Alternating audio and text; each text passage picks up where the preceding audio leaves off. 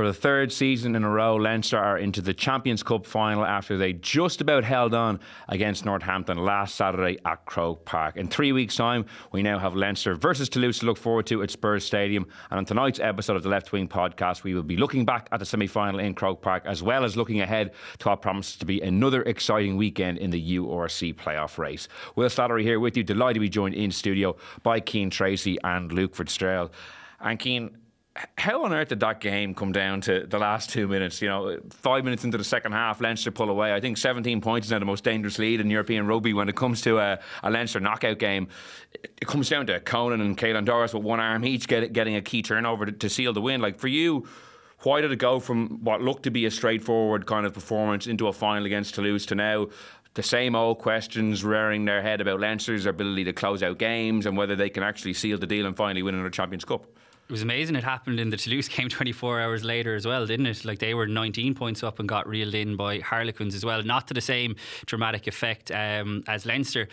Look, semi-finals are supposed to be hard to win for a reason, and I know Leinster put themselves into a commanding position and they will have regrets about how they went around it. I think there are lots of different strands to your question, Will, and I've been writing about it in today's paper and online. Firstly, I think they did change their game plan, particularly when they brought the three guys off the bench, Ronan Kelleher, Jack Conan and Jason Jenkins. Two of them who did really well, by the way. Jason Jenkins I thought was very good when he came on. Conan came up with the steal. But look, it didn't take a genius to work out that Leinster went to a more kick-heavy approach with Gibson Park putting up box kicks. Ross Byrne, who probably didn't have his best day, if we're being honest, particularly from the tee, he started playing a little bit deeper. Now, I didn't have a huge problem with their shift in tactics. Be interested to know what you guys think. I just thought they did it too early. I thought they should have kept their foot on the pedal, and I thought there was probably another try there for them. But it just seemed that after Ross Byrne misses that conversion, that they came into containment mode, actually. And I was writing about this in terms of Jack Nienarber's defence in Saturday's paper. One of the many parts that stuck out to me in Chasing the Sun 2, which I watched, was the speech that Nienarber gave the box the week before the Scotland game, the first pool game. And he made a point that, look, their attack is being talked about, blah, blah, blah, but we're not going to be going into containment mode here. We're going to actually go and try and beat them. And I thought Leinster did go into containment mode a little bit, but they just went into it too early. But after that, they made so many errors of their own making. So I think Leo Cullen will be more frustrated by the errors that were contained within the tactical shift rather than the tactical shift itself. So I'm thinking back to, they conceded 5 penalties in 23 minutes, 2 at a scrum, 2 at a breakdown, 1 at a line out for Joe McCarthy being offside. They lost a couple of line outs. You had Ryan Baird running across his own goal line, which was a mad decision that they just about got away with because the pack won a scrum penalty against the head. So they started compounding errors, which is something that we don't usually associate with this Leinster team. And that seemed to, I don't know, feed into a little bit of panic. And we should also give credit to Northampton, by the way. I mean, they were excellent, I thought, in terms of how they took their chances. I think a little bit concerning how often they were able to beat the blitz defence. I think if they score that try in the stroke of a half time, it's a very different game. And both of their tries came from bridge passes over the top and the right edge where they did manage to beat it. So lots in that, Will, I know. But I think Leinster, when they reflect on it, will obviously feel like they never should have been in that situation. But I don't necessarily think it was a case of they stopped playing. I just think they shifted their tactics a little bit too early. And I agree with a lot of what Cian said, and we were discussing off air, so I'll just kind of lead into what we were discussing before we kicked off here, in that you think a lot of the problems that he touched on there stems from the decision to not play the kind of the key players and to build up to the match, and you thought they looked leggy, and as a result that's why they maybe leaned so heavily on the kicking game, because they didn't have much energy. I think a lot of people were kind of surprised at the final whistle that the Leinster players looked so out on their feet. Northampton looked to be the team that are far springier, considering they've played the rugby in the last couple of weeks, but you think that's a direct result of that? I think it's because they played rugby. Yeah, they're not lifting weights and doing running on the training pitch. The training's all done at this time of the year. It's over. What you have in there is what you have. You're not going to be getting any stronger or quicker now. That's not going to happen. And you need to be able to play knockout rugby against hardened knockout teams that are playing week in, week out. You've got to take a risk that some guys are going to get injured. You've got to take some risk to get over the line. And I think they made a massive mistake. And I hope to God that they've realised it and they start playing the guys for the next couple of weeks. The league is really important that they go out and win that as well. And people need to play against teams that are playing ferocious rugby at the end of the season. That's the only way you get better. You're not going to get better playing against each other at this stage of the year. That's not going to happen. What you do now is you play the matches, you go ahead and you win them, and you try and get some momentum and some familiarity amongst yourselves. You can't be coming into this thing having not played in 2.5 weeks. It's just not... I make a lot of calls on the podcast. I believe that one was one of my best calls. And I think as well, there actually wasn't a shift in tactics. They played the game differently, but it's because they gave themselves no options. I thought it was unbelievably similar to last year against La Rochelle when they ran out of steam. There was 4 and 5 guys going in, ruck inspecting, or having to go in and rescue a ruck from a bad situation. Some good Northampton defence, but also some terrible play by Leinster. And what ended up happening is, if you see, there was periods in the second half where there was no options for Rossburn and for Gibson Park. No options outside them. There was loads of people in weird positions, not ready to take a ball, not set up in good position, not set up to receive the ball. Loads of people, 4 and 5 people in rucks at different stages. I had 2 similar pictures last year, and Rossburn got an absolute caning last year, as did Gibson Park. And I thought the same thing, and they thought they got away with it on the weekend. Rossburn got a little bit because he missed the kick, and people were possibly thinking of having a go at him. But those guys had no options for pretty much a good portion of the second half, and I think it was because the guys weren't used to playing at that level against a team that were not going to quit and that had played some pretty tough rugby. A good portion of that Northampton team played the week before. And they look battle hardened, and I thought they exposed that about Leinster. And I think that Leinster, I'm hoping that's the wake up call that they need, because this team is really fit. It's really accurate, and when they play rugby together for a period of time, that's when they play their best rugby. So they need to go ahead and do that. I would also say, they do miss Keenan massively. Keenan is a massive attacking threat for them. I think in the backfield as well, he opens up the pitch for you. Now, whether or not he can come straight back in and deliver on that form he's had for the last 2 years, it's been a long injury, and it looks like it's probably affected him. It's probably more serious than we know, I think. But if he's back, that will make a huge difference to this Leinster team. And I don't pace, don't they, in the back three? I think they lack a bit of cutting edge. It's all well and good having Northampton tries the 2 chip over the top on the left. To come to that point as well. James Lowe has got to just tackle him. He lets him check back on his inside foot and chip the ball over the top. The chip is going to happen, but the guy who scores the try is the guy who chips the ball. That should never happen. That's basics 101. If you have to turn, if someone is kicking the ball in behind you and you have an opportunity, you're in the tackle zone, don't melt him, but get him to ground, because you're out of the game if you have to turn. It's all over. That was a really basic defensive error that really, really annoyed me, I have to say. People need to be watching these things. That was a big mistake by Lowe. You got to just tackle that guy. You don't need to melt him. Don't need to dip the shoulder into him. Just tackle him, take him down, and that situation never actually happens. There's 2 Leinster guys back there. Even if Porter does fluff it, they get back and dot it down for a 22, or sorry, for a goal line. But it's still, I don't know. I find it frustrating to watch them, and I think it's not all the blame shouldn't be laid at the players' feet. Actually, I think a bit of this comes on the coaching staff. I think they need to play. They need to be able to accept some risk and take and play some of their players. It's really important this time of the year. All the training is done, to reiterate that point. That's in the bank. You rely on that, that all the hard work you've done in the early parts of the season.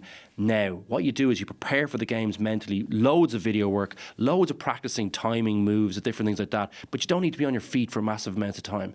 I was frustrated by it, and I felt fairly vindicated about some of the comments I made during the week about them not playing the guys. I think you want to come in on from that? Yeah, it's interesting you touch on James Lowe. Robbie Henshaw missed a bad tackle in the build-up to the first try. Really leggy. Shot out of the line and missed a tackle that you would put your mortgage on Robbie Henshaw making it. Yeah. Jordan Larmour then bites in off the line. So that's what I mean by compounding errors. It just seemed to spread through the team by errors that you don't usually associate with guys. I thought, the use of the bench I thought was interesting.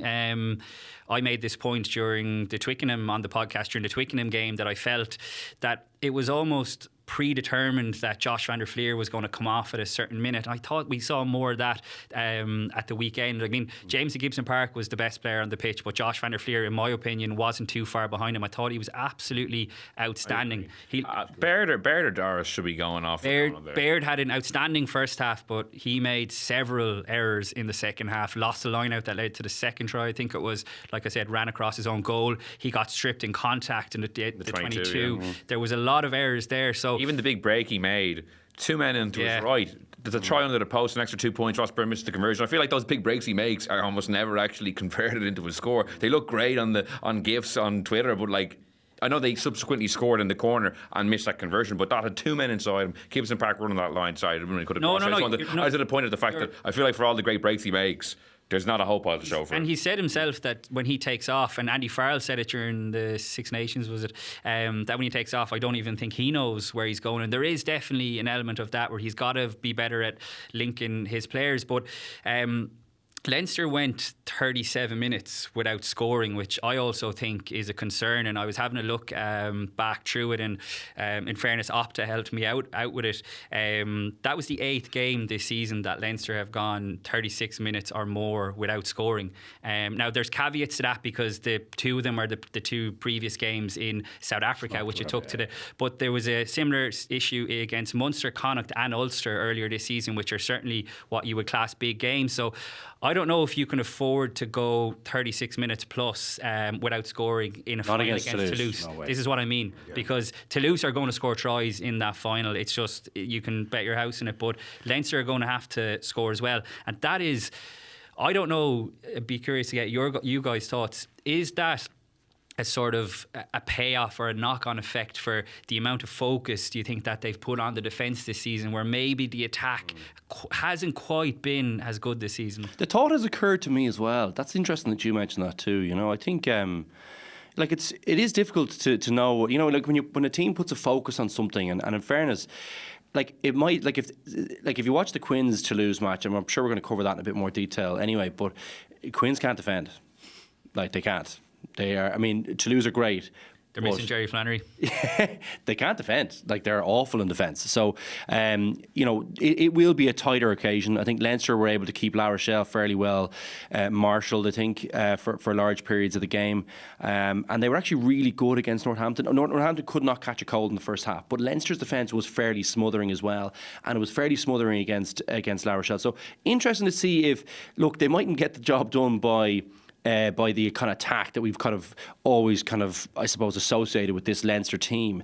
But they might get, if they can marry the two a little bit, that defensive kind of, you know, press for a little bit longer in the game. I think they'll be able to do that if they play more rugby together over the next couple of weeks. But if they can do that with a little bit of improvement in the attack, I do think that's more of a formula or a recipe to beat Toulouse. I think you can't just go for a cricket score against kind of match against, or sorry, basketball score against Toulouse. Which is like Harlequins were always going to be going that direction. Leinster shouldn't do that because they have the ability to shut them down. They have a strong bench with a 6-2, so you can kind of burn a few forwards in a kind of fairly hard, aggressive defensive performance and still keep a couple of guys fresh if you bring them off the bench well. So I think you're right. It's interesting you say it because I have been kind of thinking, I wonder, is it difficult to kind of have the focus on the two things and deliver on the two things? But I still think you should be able to do it in one or two of the games this season. We haven't seen them marry both, I don't think. Well, it's a point we've been raising for the majority of the season. Is Leinster's like chance conversion has been different. I think they were lucky on the Gibbs. Do you know the tap for Gibson Park? So do you know when Doris goes over the line, Will? Do you think, like, I think he's held up there. Do you know, we even talk about, I think he's held, no, he throws a bit of a Hail Mary out of there because I think he knows he's stuck. Did you think that? He offloaded the ball immediately. Oh, it was. Or maybe it looked to me like he was kind of stuck, and he just throws one. Like, sorry, if it's an offload, it's a terrible offload because it's a brilliant piece of skill by Gibson Park. Well, look, he pops it up. Like, it's a number.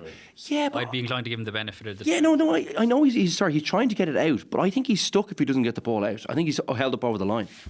Potentially. Do you know, we've been talking about that thing a lot, Will. Because, like, Northampton only scored 17 points, so like for all the talk of that's the performance, it was really missing 7 points off the tee, including one in front of the post. Baird getting stripped in the 22. Van der Fleer knocking on just before half time. Leinster didn't take their chances. They only conceded 17 points. Leinster should win every single game they play if they can only concede 17 points. They'll win against Toulouse if they only concede 17. I still just think they're not being as ruthless enough. Now, they were against La Rochelle. That's the one performance when I thought they really did take their chances, bar a couple maybe in the first half at times. In the second half in particular, they were really ruthless. I think they need to rediscover that edge when they get into the scoring zone. I agree with you. I think they're overly reliant on a couple of different things when it comes to their attack. I think they're almost too reliant on set piece in terms of strike moves. You think back to even the final last year, and Andrew Goodman came up with a couple of absolute gems. I'm not sure their phase attack is as good when they're in phase attack. I think Stuart Lancaster's influence around there. I think you're really Sexton too. I was just going to come to that. Obviously, you're missing Johnny Sexton. Didn't play for a lot of last season, but I think now the attack goes through Gibson Park as opposed to going through the 10, which it used to do. If you take Gibson Park out of that Leinster team, I would have serious concerns about the attack. Which they didn't on Saturday. This is the point, that Luke McGrath stayed on the bench. Harry Byrne would have stayed on the bench, but for Kieran Frawley's injury late on. And look, as well as Gibson Park is playing, and he was for the most part absolutely outstanding, but I would have serious concerns if he doesn't play. What happens to Leinster's attack? Because I think. It's shifted. It's almost like the French way of playing. It's similar enough to Dupont really at Toulouse, that a lot of things go through the scrum half, which look, it's fine, both things can work, but yeah, that to me would be a bit of a concern, I have to say. I think they were at their best as well when they started being direct. That's when they started getting some pay in the first half. They had a lot of kind of messy bits. And I think Ireland can have the same issue as well. They can end up kind of falling in love with going kind of wide. Whereas I think they've, a real strength of the team is not necessarily that ball carrier behind, so your Ross Byrne or your Sexton. Sexton, of course, because he was just so good at making decisions there, and really quick ones or late ones, as the case may be. But I think they've gone a little bit away from that, the forward interplay. That's something that's been a real strength for the team, but they're very direct when they do it, and it's very hard to stop. I haven't seen as many Leinster forwards go through gaps this year as I have in previous years when I feel like their attack is really humming. So that's something that maybe I wonder is there something there? Is there something that they'll say, well, where do we get pay in the game? My gut feeling on it was that once they started actually going at Northampton in the tight, I thought that's when they started opening them up, and I always think that's when Leinster are at their best, is when the forwards are getting on the ball and interplaying amongst themselves, and they're not just throwing every single one out the back. And I think with the quality they have and the quality they'll have on the bench against Toulouse, you can't just avoid that area because they're big men. You need to try and expose it there, and I think when they're doing their best against La Rochelle and the big teams, and I include Ireland in this because, in fairness, it's a lot of the same personnel. I think that's when they play their best rugby and they're at their most dangerous. What are some of the positives? Because obviously they did win. That's the positive, I think. Yeah, no, I think that's the only positive. Because, to be fair, coming out of the ground, a lot of people were having kind of more of a glass half empty kind of reaction to it, just given the lead they had and how the game finished. But ultimately they are into another final, 3 in a row, the 4th team in the history of the Champions Cup to make 3 finals in a row. I know I have a few things written in. Jamie Osborne I thought was brilliant again. It's funny, Gary Ringo seems to be of the key 3, the first man back, and he's probably the one you could probably say, well, given how good Osborne is playing, you'd much rather maybe James Ryan or Hugo Keenan fit. I thought Tyke Furlong had an excellent game. That moment on the big screen when he was really kind of leading into GA players celebrating winning a free territory. I thought that really had that vibe. Yeah, it did. He's from Wexford. He's from Wexford. Oh, well, I saw someone sharing the clip of him playing. It's a great clip, absolutely barrels into someone. It's classic shoulder to shoulder. So they were 2 players who stood out to me. Because ultimately Leinster did build the winning score. First 50 minutes they were absolutely dominant, aided by, we said, 9 Northampton knock-ons in the first kind of 25 minutes. Deer in headlights to you. I think they were deer in headlights. From a Leinster perspective, what would you look at and say, okay, this is what they can build on from Saturday to the final? I totally agree with what Luke was saying, and I remember tweeting it at the time that it was so noticeable how dominant Leinster were in contact in that first half. I already mentioned Josh van der Fleer. I thought Joe McCarthy was exceptional. Every time he got the ball, he was hammering over the game. Good lines as well. Really good lines. Caelan Doris was excellent as well. So their work in contact, I thought, was excellent. It was just how they went away from that, and I think you do have to give credit to Northampton in the second half in how they fronted up. I agree with you. I think they were, their first half an hour, they'll have major regrets about how poor they were. Cold. Unbelievable. And then you see them in the second half how good they were. So I think we got to give credit to Northampton for fighting back. They are top of the Premiership for a reason. They're a really good team. It's a pity they're kind of being broken up a little bit next season with the likes of Ludlam and Laws. Laws was exceptional, by the way. Again, so I thought that was an obvious one to be positive. I thought their defence, again, in that first 45 minutes, whatever you want to say, was outstanding. I mean, it really did shut Northampton down. The only time they did get through them was the break down the right flank, which if that pass goes to hand, like I said, I think you're looking at a different game. I thought how they managed the end game was interesting. I was kind of thinking back to Twickenham, actually. They went through, was it 17 phases? Now, they were obviously in the Northampton 22, but they don't protect. And maybe this is touches on the point that you were making, Luke, in terms of guys ruck inspecting, because Gibson Park gets snagged by Courtney Laws, and all of a sudden then they break down the right, and you're going, oh my God, here we go. So, like Conor Murray got a lot of criticism for kicking away the ball in Twickenham that time, but that thought did come to my mind. Like, Leinster went through 17 phases, but that's the risk that you're running. And if Northampton had gone and scored a try, then people are going, you should have managed it better. So I also thought Caelan Doris and Jack Conan's match-winning turnover, if you want to call it that, was a piece of unbelievable skill, but also courage to have the balls to go for that. Because if that is a penalty, and Reynal was like ropey enough around the breakdown, I know like Leinster seemed to. I thought he was very harsh Northampton throughout. I thought the first half that he didn't give them much. I thought there was a few really marginal ones, and I thought the ruck was a bit of a mess in the first half. I think it was. Leinster got away with a good bit in the first. But that's why, because even though Leinster, if you're going to want to say they got the rub of the green, it's still massively risk or reward to go for that poach, because if they concede a penalty, extra time, it's extra time. And who was going to win that? Exactly. Finn Smith had kicked like a dream, in comparison to Ross Byrne, so he knocks over that. But it was unbelievable bravery and courage and all that kind of stuff, but also skill to turn it over. And obviously they saw it out. So I think they will take confidence from the fact that they didn't bottle it in the end. They did have the wherewithal to see it out, but it was far. I don't think you could call that not a bottle. Yeah, I wouldn't be describing it as that. They didn't bottle it. They didn't. They really threw it away. They were absolutely. I don't think you could say they didn't bottle it. Like they didn't. I thought they kind of as I said, I think the coaching staff have something to answer for in terms of not playing the guys. They were bubble wrapped and they looked like they were coming out of the plastic container. The cryo chamber, having been rested for a couple of weeks. Yeah, exactly. Buzz Lightyear. Yeah, that was kind of what they looked like. Oh, we look pristine shape, but you've been in the gym, but you haven't played a rugby match in like 2.5, 3 weeks. So they looked a bit like that at the end of the game. And I think, leaving that aside, I think they should have still won the game comfortably without playing well, even if they had that bad last 30 minutes that they had. They had enough opportunities at the start of the second half and throughout the first half that they should have been in a better position, because they were way on top, and Northampton got off to an absolute stinker. They looked like, to me, the occasion completely got the better of most of their players. They looked like a team who hadn't played in a stadium like that and hadn't played in a game that big for the club. Because they just couldn't hold on to the ball. The kind of basics of the game kind of just completely, eluded them at that point. And that can happen in big games.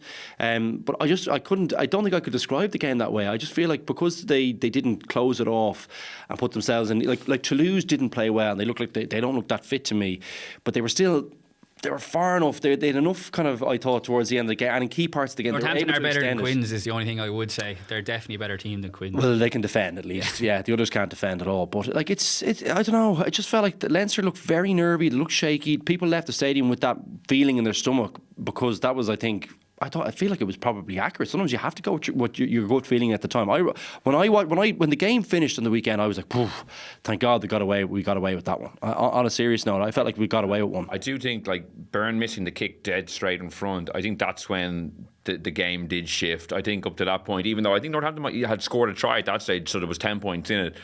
But it was once the Byrne kick when I think they just seemed to be amongst the players. That's when they started kicking more. And I know you think it was down to fatigue or their lack of match sharpness, but I do think there's a mental. I've definitely always stressed the mental side, in my opinion, to Leinster's failings in the last couple of years versus how much they've played or the tactics. I do think every defeat has made, every time they've gotten close to another defeat, weigh on them like a grand piano. Like they would have had to have been thinking in the end game there, oh my God, we've lost 2 finals, now we're going to lose to effing Northampton in Croke Park after leading by 17. They'd only be human to think that. So like I am intrigued to see going into this final, like you have the baggage of Leinster's a jumbo jet amount of baggage. But Toulouse have lost 2 semi-finals in a row, heavily to Leinster.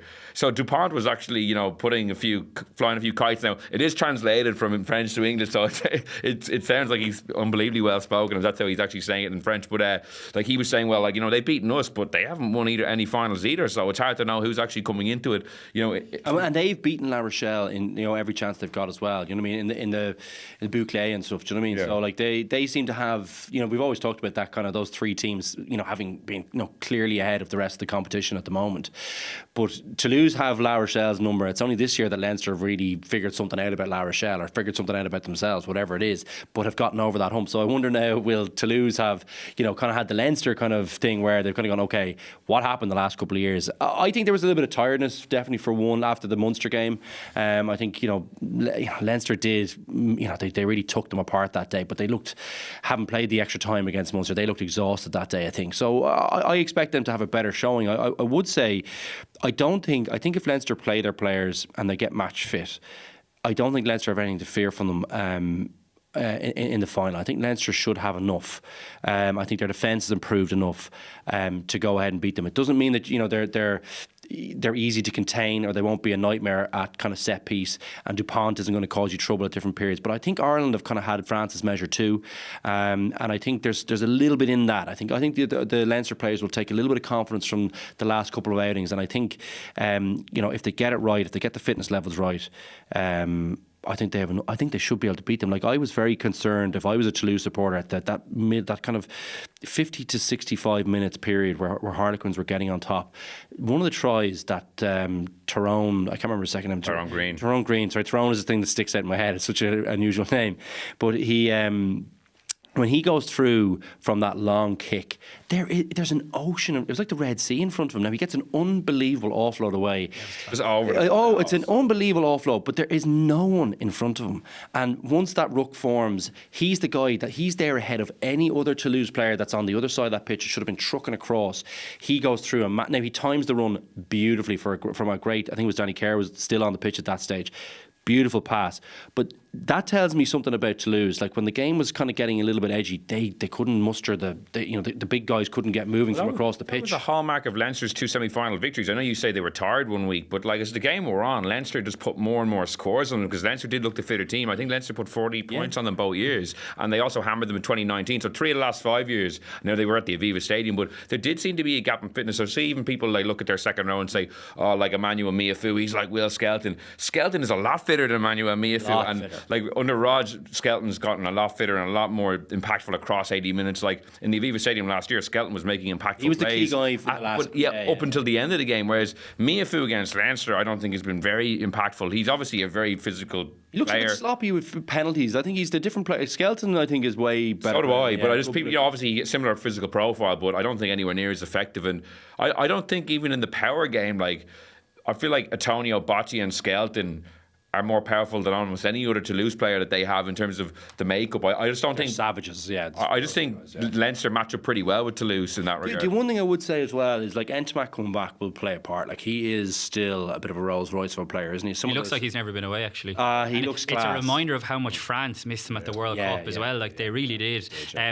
But neutral ground is a huge leveller, I would say. These games you're talking about were at the Aviva Stadium, where Leinster is so comfortable. Quick, though. It'll be quick. It will be quick, yeah. But think back to moving Dupont last season as well, which was an absolute disaster show for Toulouse. That's not going to happen again. Bad coaching. It was bad coaching, yeah. So I don't see that happening again. I think this Toulouse team are so dangerous, I have to be honest, in terms of going. If they pick Ramos as well, like they'll get all the They have to pick Ramos. To pick him now, yeah. As well as Blair Kinghorn has done in a final, and I was shocked they didn't pick him in a semi-final, because Blair Kinghorn... A lot of points out there after that's the thing. So, like, I think you have to have him, your team. I think your man Paul Cost in the centre looks like he could be... Terrible tackle by Smith, though. He shouldn't have got through on that one. Like, that was a one-on-one, complete panic stations, overruns. It's like, I mean, if you do any of your homework as well, you know he's got that right foot step. Mm-hmm. Like, that would have hurt me badly. That hurt the team at a crucial juncture. Mm-hmm. You know, as much as we, like, I have to say, he's gone up in my estimations, Marcus Smith. This last year, I think he's definitely stepped it up. But still, a small man in a big game. You know, they let you down every now and then. Like, he should have made that tackle. You know, that was a bad one to miss. And that kind of put the nail in the coffin, really, for the most. Well, we thought so. for Quins in that first half, you know. So, but your man is a great player. Like, he's a big threat. He looks like he could be in the French centre for the next. Do you think the guys will marshal him well, though? I expect, like, I think, you know, if it's Henshaw and Ringrose, like, Osborne's very good too, but I think Ringrose has to come back in the team. It sounds like Ringrose, and now they've been saying this for the last couple of weeks, but it really does sound like that he might play this weekend. This is the weekend. So whether that's from the start, off the bench, I'm not sure about James Ryan. I sat down with him for a one-on-one interview a couple of weeks ago, and look, and he did say that it was touch and go for the La Rochelle game, and my reading into that was that he probably wasn't going to be playing. Sorry, not for the La Rochelle game, for the game just gone against Northampton. He did say he's hoping to be back before the end of the season, and obviously Hugo Keenan, we kind of touched on it there, but I think Leinster lack pace in that back three. James and Gibson Park saved their bacon as well with that. He's unbelievable at making those last ditch covers. He did it against Leicester. I thought he was sleeping.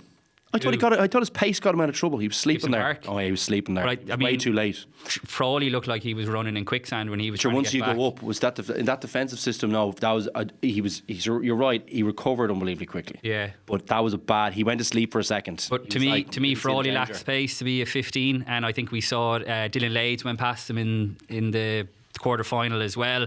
And look, Keenan, for all he does, the reading of the game, but the knock-on effect that if you could get even two of the three guys back is that you can do more with the bench, because I'd be shocked if Leinster don't go back to the 6-2 split. Will Connors, you talk about keeping guys in cryo chambers in cold storage. Will Connors is, I think we should talk about this, is like a really... He's put himself in a tricky position, like, and he just signed a contract extension this season, in that he's become this, like, kind of, you know, his USP is obviously chop tackling, but to have played, and I thought he played very well in the quarter final, and he was a nuisance around the breakdown as well, did a lot more stuff than just chop tackling, but to then not feature at all in the 23 when he's fit, I don't know why he didn't go to South Africa either, I have to say. I think he could have done with the game time, but he finds himself in an unusual situation now, doesn't he? Like Deegan signing today, I'm like, what is going? Why? Yeah, especially because it was floated over the weekend that he'd be off to Ulster. My understanding is that Max Deegan signed his contract in November. So that exclusive, was not. And look, it happens to the best of us. But yeah, I think Leinster were having a really good chuckle at that. And they had a funny tweet about it. It was like exclusive. Yeah, but seemingly he signed his contract back in November, which, as you know, Luke, why would he be signing another contract there? Yeah, sorry, can we just go back to Luke? Go on. Sorry, we should talk about Deegan, but just on Will Connors, like, there's a good chance he might be brought back for the Toulouse game, because definitely into the same remit as La Rochelle. That would mean he's only played 3 games in the Champions Cup, 2 against La Rochelle for, I think they were both 50 minutes. Was he injured for a little bit after La Rochelle? No, not at all. So he just hasn't played at all. Like Zebra, he played the other Dragons URC away. matches around that time, like in the Six Nations and stuff. So he finds himself almost caught between. But is that not like exactly what Ian Aber was doing with Rossi at the World Cup in terms of players? Yeah, just picking guys for specific roles, changing things up massively from game to game. You know, keeping the opposition guessing and just really saying, okay, this guy is starting for this game, and then he might not be in the 23 for another game. Alex Ferguson style, yeah, maybe. Or that's kind of how the Springboks were selecting their team at the World Cup. And, like, you can understand the logic, but if I was Will Connors, I'm banging on Ian Arbor and Leo Cullen's door, saying, like, I can do other things, not just chop tackling. You know what I mean? And I think in the midst of all this, Josh van der Veer is playing outstanding. I think he's very much back to his best form. But when you go 5-3, it's hard to. No, it is, and Will Connors isn't even. Like, Conan is definitely going to be. Yeah, absolutely, yeah. But even if they had went 6-2, and that's a fair point, Will, if they had went 6-2 at the weekend, I'm not sure if Will Connors is the type of player you bring off the bench. I think you want him more starting and bring the energy of Josh van der Veer, who does offer you more around the pitch. The only thing is, though, there's at the weekend he would have been good off the bench, because Northampton were in the ascendancy. Obviously, when they picked the team, they probably thought they would be the ones who would be pushing on. Turnovers, like, they give you, they breathe life back into when you're struggling, a big tackle somewhere. I'm less convinced about that. I think I'd rather have like a fresh person in that position for Eddie. I see the point, though. It's hard to know. It's just an unusual. Like, I feel sorry for him almost in a way that he's not getting. He's found himself in that position. I'd say he's just happy to be playing some rugby. Yeah, he absolutely. But I think if he was looking at it coldly and saying, okay, well, how do I get back in this Irish team?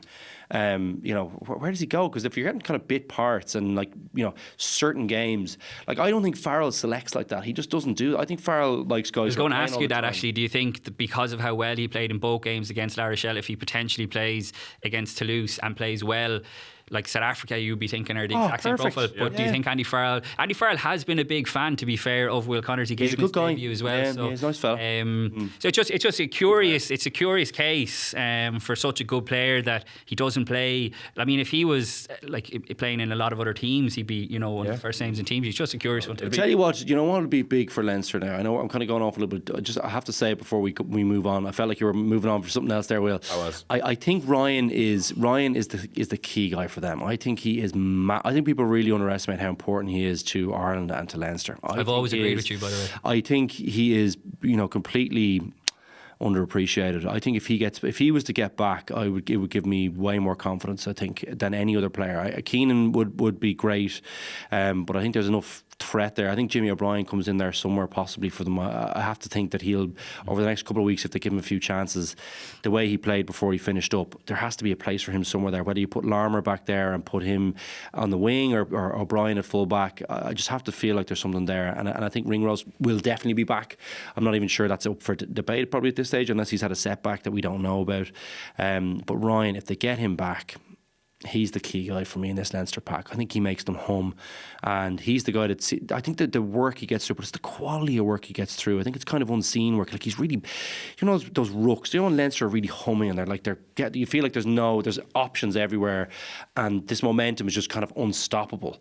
I think he's a key guy in all that. I think the way he rucks and the way he cleans out bodies is really underappreciated of all the skills he has. So yeah, we're watching that space quite closely for the final, I think. Yeah, well, you've said it before, but his first 25 minutes against La Rochelle in the Aviva last one of the best performances I've ever seen in the blue jersey. Crushed Will Skelton in a big hit, and over there this season as well. Yeah, it was He's unbelievable. I just find it hard to see a man who had such a large cast on his arm 3 or 4 weeks ago. It literally looked like the Michelin Man. I asked him about that, and he said like he was getting awful stick from the lads. He's got a bionic arm. He said it made it look far worse. Now I'm sure ripping your bicep is sore enough, but look, he's optimistic that he will be back, and I agree with you. He'd make a huge difference. Well, it'll be great to build up to Leinster Toulouse over the next couple of weeks, but we have 2 really exciting weekends of URC action, which we don't always say that, but the playoff positions are really coming into a lot of drama. But big kind of blow for Ulster and Connacht in particular. The Sharks winning at the weekend. They were being 13 points down. They come back to win by 1. If they win the Challenge Cup, at the end was unreal, isn't it? Yeah. Claremont, it went full Claremont on it. Yeah. I was thinking of you as I was watching. Brock James is long gone, but the spirit lives on. Yeah, I know. Claremont just can't get out of their own way sometimes when it comes to European knockout games. But for the Sharks, if they beat Gloucester, that means they take one of the eight places. So if Ulster or Connacht finish 8, they won't get into the Champions Cup. So this weekend we've Scarlets, Ulster, Munster, Connacht and a derby, and then Leinster Ospreys. I suppose the big intrigue there is what team they might pick, given what Leo Cullen said. But I want to talk about Connacht, because we did get a tweet last week that we didn't touch on them, and sometimes it can be hard to squeeze everything into the 1 hour. They had a couple of bad results. They bounced back with 2, I think, bonus point wins back to back against the Dragons and Zebra, which you would have expected. Now they have Munster away, Stormers home, Leinster away. Especially with that Sharks piece, maybe taking the 8th spot. Do you think there's a pathway to them getting into the top 7 or the top 8? Oh, it's going to be tough. And I don't know if you saw the latest injury news out of Connacht. JJ Hanrahan did his ACL. His Achilles. ACL, I saw. ACL, sorry, yeah. ACL's better than Achilles. So that's a long time out. Cian Prendergast is out this weekend. Dennis Buckley is out this weekend. I know they had hoped to have Mac Hansen back. This was the game that they had targeted. He's not going to be back. That's a lot of quality that you're taking out of a team to play Munster, who, like Connacht, have had a week off to refresh, and they're going to be bouncing into this game on the back of what they did in South Africa. So I would fear for Connacht, particularly off the back of the Sharks winning, because I think the Sharks will beat Gloucester in that. Your team, I know. How are you behind Cardiff and Ospreys? They're still so loose, though. They're so loose still. But Gloucester, in fairness, have turned around what looked like a really sinking ship season, but I'd fully expect the Sharks to win. Connacht's season has been...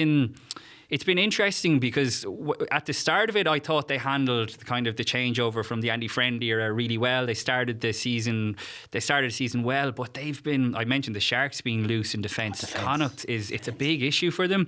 Scott Fardy has come in there, and I'm not quite sure if they're still up to speed with what he's looking for from his players. But that is a big concern that I would have for Connacht, because look, we've spent so much time talking about Leinster's defence and how good it was for large parts of the game last weekend, but Connacht concede tries, I think, far too easily, and against an attack like Munster, like I said, which will be full of confidence after their previous couple of results over in South Africa, I think this weekend is going to be a really tough game for them.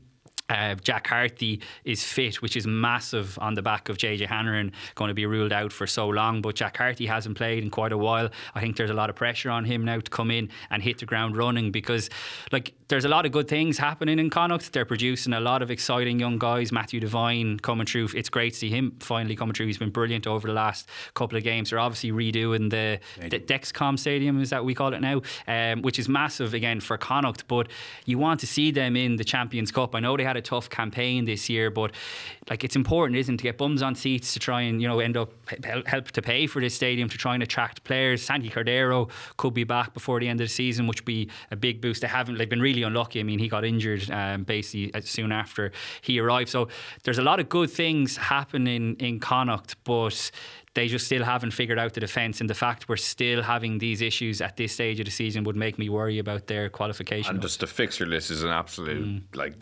gauntlet. Your only home game left is the Stormers, who are that. This is their one tournament they'll be focusing on. They'll have all their big guns. They named their squad today. Oh, already? Yeah. That's right, yeah. 2 weeks in advance. So it's I don't see a pathway really for them to qualify personally. Unless they get some unbelievably bad weather for that Stormers match. No, look, it's looking tricky for them, and their squad is always a little bit skinnier, just budget constraints. So they don't really wear the injuries as well as other teams will, And I think there's only so much a defence coach, they're all saying mostly the same things. It's a squad spirit that you need, and you need, you need your big players as well. I think that's kind of important, that you have your big physical players there who are used to playing in faster, more physical, games where it requires, quicker decisions and it's harder to perform in. When they come down to play a league match, they have a massive impact on the rest of the players around them, whether it's good information or just good positions that they take up. So having good big players out at this time of the season is not helpful. And I think for the squad spirit as well, those guys are even more important down in Connacht than they would be in any other club. And that probably tells you a big story about why maybe the defence hasn't been as good this year. Aside from obviously some changeover, the coach will always take a bit of the brunt. But knowing Vardy a little bit, I just can't see him. He's a smart guy too. He's nice. You'd want to play for him too as well. He's a tough guy. So I feel that's probably more a player issue maybe. I'm sure there's a bit of shared blame somewhere, but it's a combination of factors. But I just can't see getting them over the line. It's been poor all year. They're not going to fix it now, I don't think, or if they do, it'll be a bit of a miracle. So not looking so good for them. And look, I think Munster as well, they look like they're playing some lovely rugby, really coming into form again, similar to last season. Guys look battle hardened. Guys look like they've kind of figured each other out. I think they've key people back. Probably a happy camp as well with O'Mahony, all this kind of stuff kind of getting boxed off. Snyman is fit and playing well. It makes a big difference. Yeah, it does make a big difference. I think Rudds goes on and on about him, and I always think he's overrated, but I'm not so sure anymore. I think he's playing unbelievable, isn't he? And that offloading ability. Munster just don't have as many of the weapons that say some of the bigger packs have, I think. In terms of ball carrying ability and power, he fills the void a bit there, doesn't he? And you were talking about people in cryotherapy chambers. He should leave the house wearing a mask. No, you don't want to get another bug, an ill-timed bug, and God knows what'll happen, because he is he is. Sometimes you say, oh, he's been one of the worst signings ever because of his just lack of availability. But when he's actually played, he's been brilliant. And he did help them win the URC last season, as in towards the tail end when he was fit. He did make a difference. I saw he was up for media today actually, and I was reading a few of his quotes, saying that it's just obviously a strange scenario. He knows he's going to Leinster, but that, he wants to leave in a high. And sometimes you can read that and go, of course he's going to say that. But honestly, anyone who you speak to Munster in terms of in and around the squad would tell you that he's been amazing behind the scenes all the time, all the while he was injured. Of course, he didn't want to be missing this much action, but the positive influence that he's had, not just on the younger players, but helping out the coaches in meetings and stuff like that. And look, of course, he, like I said, he would have wanted to play longer, but that's all I think you can ask for a guy who unfortunately had back-to-back ACL injuries. So I think when he leaves, the form that he's showing at the moment is the form that everyone knows he's capable of. You saw him at the World Cup, how important he is. And you just know he's going to go to Leinster. He's going to be unbelievable play next season. Unbelievable, of course he is. Every game. But I don't think he will leave Munster. I don't think people will begrudging him. You know what I mean? It was a strange scenario that they ended up in, and look, Munster were right to pick John Klein because you just can't rely on RG Snyman staying fit. And the irony is that John Klein has barely played this season due to injury, whereas last season he hardly missed a game. So he makes a big difference, but I do think he will leave mostly fondly remembered, I have to say, by Munster supporters. You think so? I think supporters so. Or players? Sorry, players. Probably. Players more so, but supporters I think will understand that he wasn't over here as a mercenary, just happy to pick up his paycheck. You know what I mean? He did have a fire pit accident. He had the back-to-back ACL injuries. Fire pit accident. I forgot. You know what I mean? Bad bug. Fire pit one is tough. So talk about like an unlucky stint. This is what I mean. Sorry, what I mean is I think supporters will be understanding of that rather than a guy coming over just being happy to take a paycheck, like not integrating with the squad and stuff like that. I think the positive. He did say he did help online. Didn't he help online? Like, as in he was massive. Yeah. So and you try and help where you can. The key point in that is no player would ever come over and want to have had that happen to them. You know, two really serious injuries in a place where you're trying to. You would have been on big money. Like no matter who you are, if you're on big money, I think most people who are professionals want to feel like people you're earning it. Yeah, like you're earning it. Like you've done you're contributing. You know, look, even for yourself personally, regardless of what other people think, you want to say, well, you know, they've put a lot of time, a lot of effort, and a lot of finances behind me here. I want to deliver something. So, look, if they were to go get a league, and he's kind of a key guy at the end, like you couldn't look at those 2 years and say, as you say, he did have a bit of an impact last year. I think Klein was the more defining factor, really. But you know, I still think you're right. He had a bit of an impact last year, and if you could get them over the line with some really good rugby that he's playing at the moment, I think he'd all will be forgiven. And they know that, in fairness, like most of the ire is directed towards the IRFU in this, not necessarily the player himself, who probably would have stayed for an extra year or two, probably if they were. He would have, It's like himself and his wife are delighted in Limerick. I mean, So Munster Connacht that Saturday evening, Scarlet Ulsters, I think the 3 o'clock kickoff, and you know, huge game for them. They have. What is it? They have Leinster at home the following weekend, then a week off with the Champions Cup final, and they go to Munster as well. So they have a tough run. So this is the game they really need to be winning. And you know, we touched on Max Deegan briefly earlier, but it looked like, the Richie Murphy effect. He's convinced someone to come up the road. As he said, as it turns out, Deegan signed a contract 6 months. Like Don McFarlane was still the coach. But it was funny because like for a moment it did look like great signing, like exactly what they need to get in. And then I'd say Ulster fans just feel like they can't catch a break when something like that happens. When Wesley Schneider was always linked to Man United and it never happened. But I feel like Luke has probably more to say on Max Deegan staying at Leinster than I do. I found it bizarre. Yeah, I think he's a really, really good player. And I think he's behind some like really, really good players too, but they're more established and they've done more things at international level. One of them is a Lion. Another future Lion in waiting. Yeah. I just don't see where he plays. And off the back of that, like, I think his argument has always been that if I play for Leinster, if I can get into the Leinster team, I'll get into the Irish team. But I just think it's so far away. Like, you're relying on so many other factors outside of your own. And you'd have to have very serious injuries for a long period of time to two of those guys at the same time. To get into the team and play, because the only way you're going to get into the Irish team really is if you're being picked in the Champions Cup games. And I just don't see the way they bubble wrap the guys where they're going to have two guys injured out of those 2 eights. It's just it'd be unlucky because they don't, like, one of them doesn't play that many minutes by virtue just because Doris is pretty much starting all the time. So it seems to me like Conan seems to get 30 minutes here. He might play an odd game here or there, but they're duking it out. Those two. Deegan isn't even in the conversation. It's like Scott Penny to me. I just find it bizarre that they want to stay. But look, it's because they've got a brilliant setup there. It's because they enjoy going into work every day. But I'd still rather be playing games. I don't. Am I losing my mind here? Am I crazy? Is further away from getting into the Leinster team now than he was 5 years ago. And I think he started in the 2019-20 season. Leinster's big French away game in the 6-match pool stage. Last year, the old system was away to Lyon. I think he started that game and scored a try. And you're thinking, okay. Got Culhan coming through as well. I was just 5 years ago. Going to say that his issue over the next couple of years, everything you hear about James Culhan, and he was brilliant for the 20s, but everything you hear about him since he's gone into the senior Leinster setup is this guy is coming through fast, so he could get overtaken by him. Look, to play, I agree with you. I would prefer to see a guy like that because we've no idea how good Max Deegan actually is because he doesn't get to play in big games consistently enough. But just to play devil's advocate, like, we don't know the reasons why a guy, maybe he doesn't want to leave Dublin, family, friends and all that, but also he might look at other guys who've gone to places like Ulster and Connacht, and haven't really pulled up trees, you'd say. Like maybe like I'm thinking of someone like Jordy Murphy, who went up to Ulster and never played for Ireland again, despite the fact that he got to Munster. Would Munster like Munster, like Pete's got one more year there. Gavin Coombs is very good, but like you'd be able to share a load with him at least. At least you get, and you're playing in a team that's not in as bad a place. Like Ulster, I get, because Ulster is the obvious one. It's where there's definitely he would have the biggest impact. He would play week in, week out. But if he went to Munster, he would be in the Jack Conan type scenario to me. And like you're only one injury away. He can play 6 as well, which in fairness is very competitive in Munster.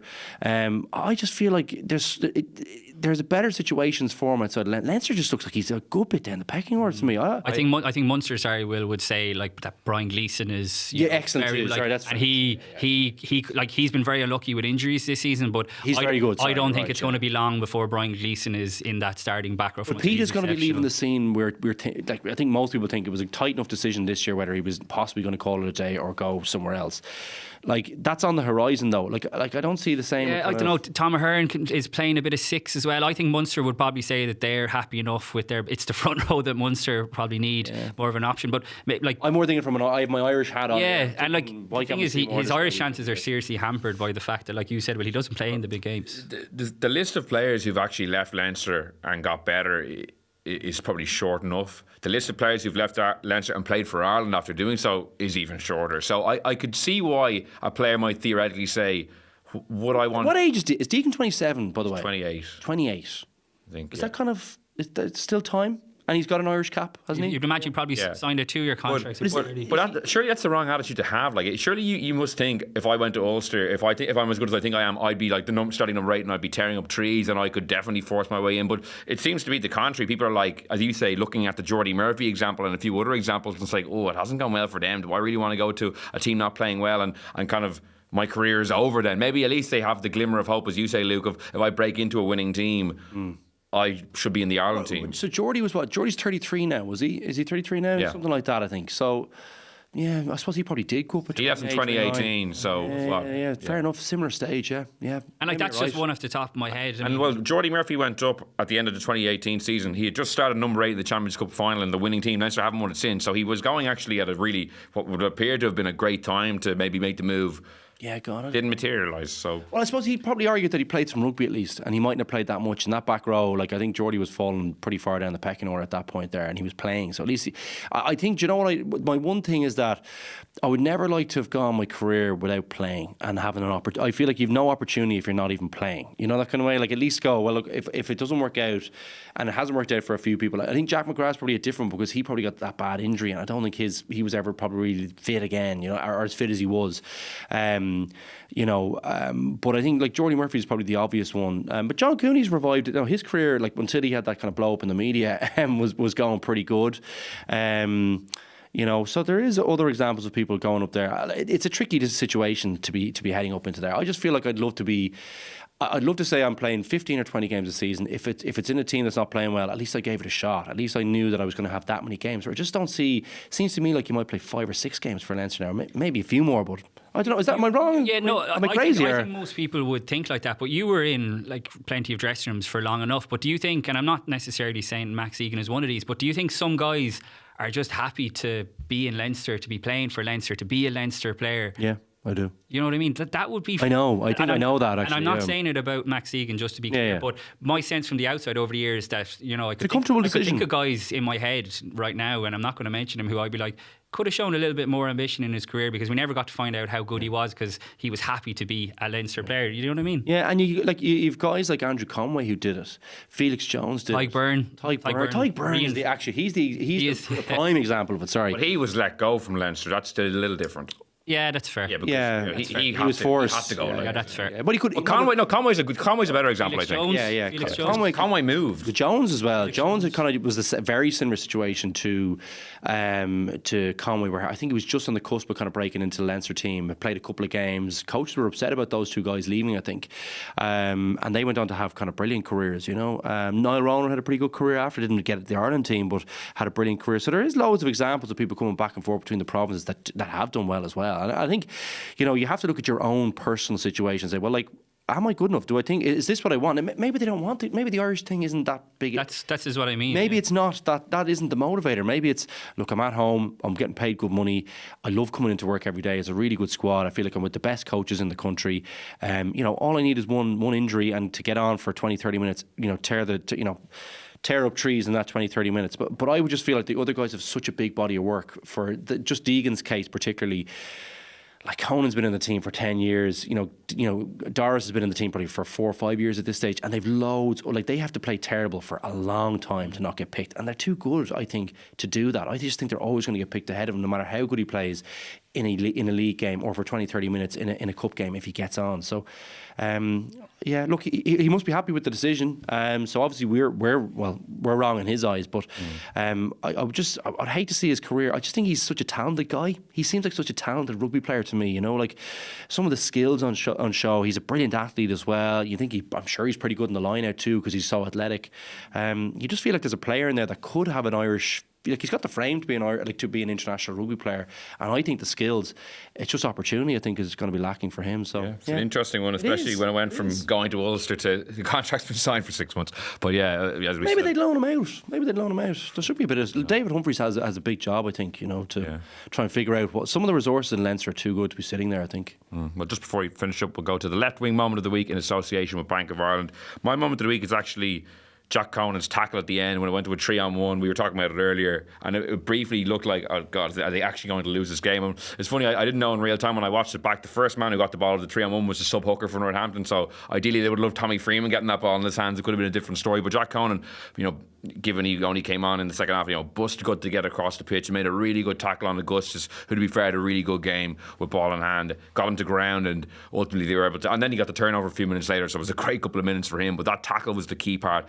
He got him straight down. Yeah, if he doesn't get him straight to ground, good chance they're at least getting a penalty out of that period going to extra time. So that was my moment. A tricky tackle as well, because he checked back on his inside shoulder. Once he got him down straight away, there was no offload there wasn't a great offload opportunity. If it's kind of a scrag, that could have kept going, could have been another 10 metres, and then the Leinster guys on the other side of the pitch who were tired might have got back. I'm glad you picked that moment. I think that was a belter for him. He's very unlucky. We're talking about Will Connors being unlucky. I think Jack Conan is playing really good rugby. Every time he comes on, he makes a difference. We've been talking about that. And it was very noticeable when I was watching it back. I didn't pick up it at the time, but there was a break in play with about 10 minutes left, I think it was. And Jack Conan was the one driving everything in the huddle that they were in. Next to Caelan Doris, and he was chipping in, but it was Jack Conan was the one so noticeably driving it. So he's a massive leader for them as well. So I was delighted that he did come up at that moment, because he hasn't thrown his toys out of the pram. I mean, he's at the Lions number 8. He hasn't been playing that poorly. I think he's just unlucky that Baird and Dart have played well. He played really well. I think not playing poorly is probably not fair. I think he's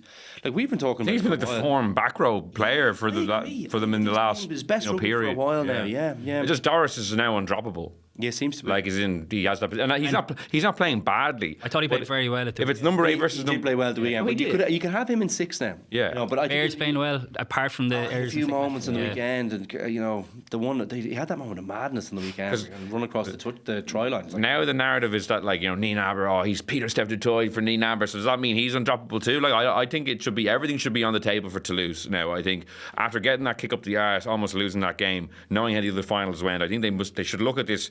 Certainly the pack selection with the whole team, the whole 23 needs to be selected with an open mind and not just saying, oh, we've done this is pre-planned. Bonner Fleer's coming off after 45 no matter how well he's playing. Like, I think everything needs to be on the table, and to be fair, Nienaber showed that capacity with South Africa certainly, so that'll come in the next few weeks. But Keane, what was your moment of the week? I was stuck between both of James and Gibson Park's try assists. I thought the second one was just brilliant. You bastard. You can have the other one. I'll go with another one. I have another one. Well, you can share the try assists. You take whatever you want. Thanks for coming to me first. I thought the second one was just so clever and how he reacted so quickly to tap it out. They just seemed to, himself and James Lowe just seemed to have like such an intuitive, and I asked Gibson Park after the game, if for the first try, because this is what I'm going to go for, his quick thinking, if he had even made a call, and he said he didn't, that guys just expect him to take the quick tap. But I loved how he went and got the ball. I think it was Finn Smith had it. He shoved Finn Smith off the ball, took the quick tap, but the reverse angle replay shows you the quality of the pass. Now, you talk about risk or reward, because if Northampton intercept that and go the other end of the pitch, you're going, come on. But the gap that he got it through was, I thought... I may have had a little rant about that before we got on air. Oh, did you? I thought it was a very fortuitous try. I didn't, because I saw you praising the pass like massively. It was an amazing pass. But it was so... It was so... Go for the two Northampton defenders just made a mess of it. Like, I don't think it was as great. It was a good pass, but I think Northampton should have easily shut that down. I'm not having that. I thought it was... if he didn't go for the intercept, he tackles him easy. If he just stays on the connected on the inside, he tackles him. Mitchell kind of waved his hand at the ball. No, but it goes over Mitchell, so he can't. He is now out of the game. If he doesn't do that, if he doesn't panic and jump up for that ball, if he just stays like he should do properly, stay on his feet, hunts on the inside, they tackle low and it's game on. Now Leinster still in a great position. We don't know if they're going to score. It looked like they had them on the rack at that stage, but I thought that's a moment for young players. Like, don't panic there. Like, that's a panic moment. It's just like, don't go for the intercept. Stick in the system to the end. Buy your team another phase. Like, I hate going for bad intercepts like that. Really, really annoys me. It might be a moment, but that was my moment. You're giving it to him. It was a brilliant pass. It was. It's always going to him. It's a brilliant pass because it's always getting to Lowe. My problem was the Northampton was Mitchell going up for the intercept, and once it goes over his head, he's got his back to play. He can't help. But yeah, fair enough, Cian. I didn't mean to completely demolish your moment, but I'll go with the moment for me. Even though they lost the game, I thought the bit of magic from the Quins fullback Tyrone. I'm going to forget his name. Green. He's unbelievable. Yeah, he's such a good. He doesn't look like he's moving at pace. Oh, he looks like he's moving a lot of pace when I watch. No, he doesn't look like he's going, but he just seems to get through. Like, he doesn't look like an unbelievably nice sprinter or something. But you're right. He's breaking loads of tackles. Some of the offloads he came up with. But I'm going with the one. So his try is obviously the moment, but the build-up play in the moment, which I discussed before, terrible Toulouse defence, but. Wow, he sees the gap in front of him, he takes off, and the offload is just magic. I think it's to Ustays and possibly that he gets the offload to. Magical bit of play. He becomes English qualified soon. Does he? Yeah, I think in the next year, I think. I'm surprised Rasmus hasn't had a look at him. There's plenty. They have so much. Yeah, I know, but Tyrone Green is class. Like, very good. Williams is a good bit better. He's a nightmare when he's playing. Might even cap him just so England can't get him. Just try. Yeah, we'll get you down for a day out. Yeah, no, that was my moment. I think can't wait for the final now. As everyone, I'm buzzing for that one. I think it'll be about the two teams I think who've been playing the best are in there as well. Yeah. So that's to be. It's the final that I think everyone hoped for, apart from supporters of other teams. It is the two best teams in the tournament. I think it'll be their 8th final for both teams. They've never played in one, so it's really set up to be an absolute belter. I'd like to thank Cian and Luke for joining me on this week's episode of the Left Wing Podcast. We will be back next week to recap all the URC action. In the meantime, you can subscribe to us on Spotify, Apple Podcasts, or listen on the Irish Independent website. So until next time, thanks so much for listening, and goodbye.